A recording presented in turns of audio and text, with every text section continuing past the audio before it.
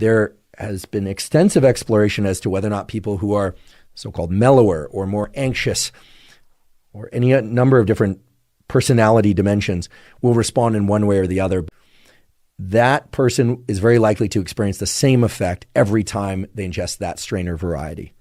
I mean, there are a number of different reasons, but this is part of what's led to this enormous industry of highly customized cannabis, where people will spend some time really seeking out the different strains of cannabis and hybrids of cannabis that work best for them and work best for them in particular contexts.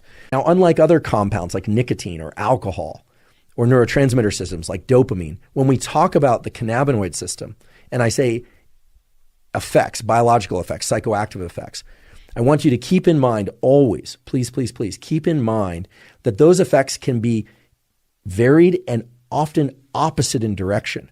We'll talk about what indica actually does for sleep in a little bit.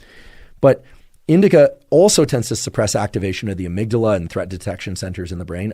In fact, there is no way to tell.